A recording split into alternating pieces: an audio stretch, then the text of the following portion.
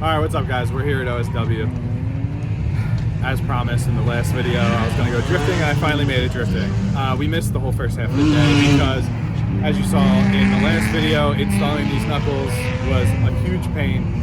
But we're here, we're waiting for the second B group session to start in like a half hour. I went out on the oval just to feel it out. I did some figure eights and it feels good. I mean, the car definitely feels a lot better than it did before. Like I can kind of throw the car and it doesn't really want to spin. It more so will allow me to dig out of situations. So just gonna wait until the skid pad opens up for B group and we're gonna head out and try not to suck on the skid pad.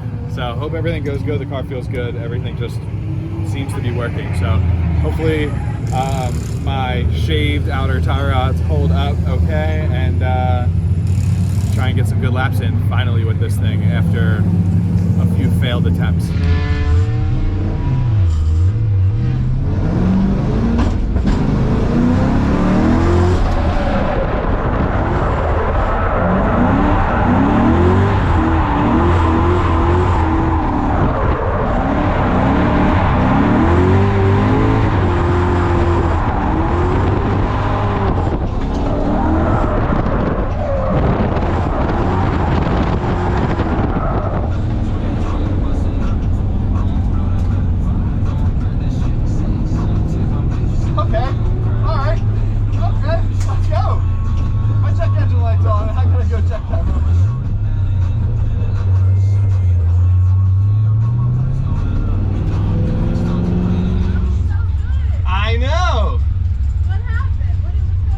Engine light came on as I was rolling up the grid, so I just got clear. What?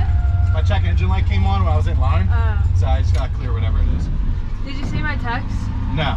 I said don't enter too early on that first turn. Oh, yeah. Because that's how people are spinning. Yeah, that felt really good. I almost spun on that second turn, but like I was able to just like more throttle and like dig out of it. So my dumbass took a photo instead of a video. Oh, man. I was like all set up and then I hit the button and it went to video and I was like, it's too late.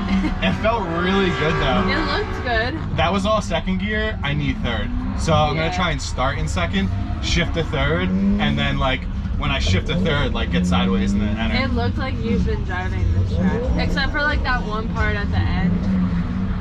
Oh yeah, it like when I went to go transition, it kind of gripped up a little bit, and then I had to like pull the handbrake again at the end. But that was the only, and then I think you need more speed to carry that second turn. Yeah. That's where you looked like, Yeah.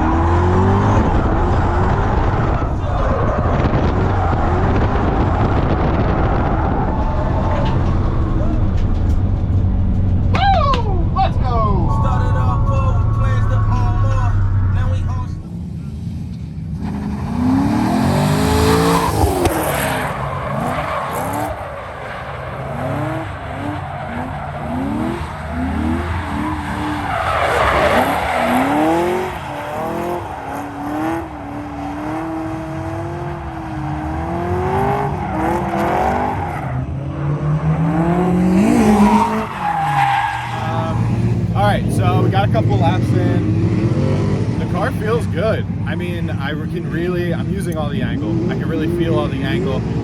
It's allowing me to, like I said earlier, just dig out of situations that, you know, I might not want to be in. But either way, the car feels so much more settled. I don't feel like I'm getting whipped around. Everything just feels more planted. The last 2 laps of that session, no, the last 1 lap of that session, I dropped tire pressures down, and it felt good on entry, but I entered too early, so it just kind of screwed up my line, and I ended up spinning. So I'm going to keep those tire pressures in, and when they go to open grid in a few minutes here, I'm going to try and just extend my run up so that I can enter later and see if I can. I'm going to try and take, my goal is to take the widest line that I possibly can so that I can just dig through the course, and just the wider the easier really in this situation, less handbrake and all that. I was also using my foot brake a little bit in one of those runs, and when I foot brake, it kind of like sucked the car out, which felt really good.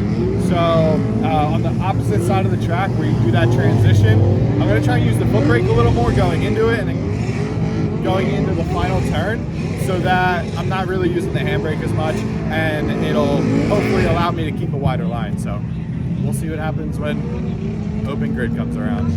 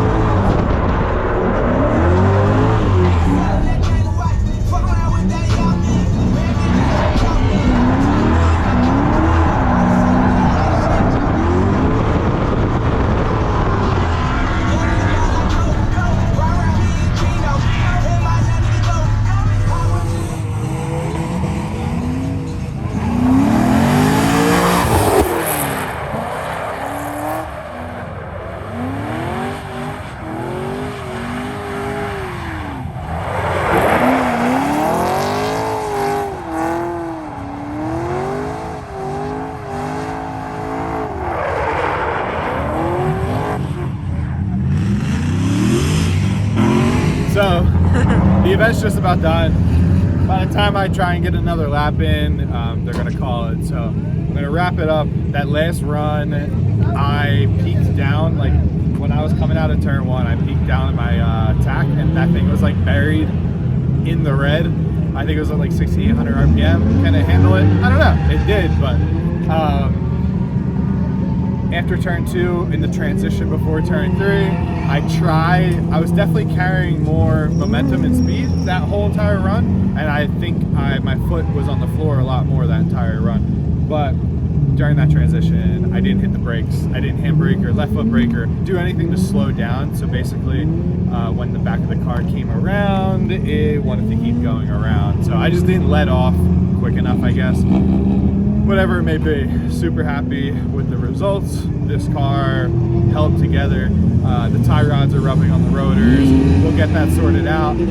Hopefully the next time I bring this car to an event too, we have some more angle kit things done. But besides the point, it was a good day of drifting. I can go into the off season of a month or so knowing that I still can in fact drift and this car can do it.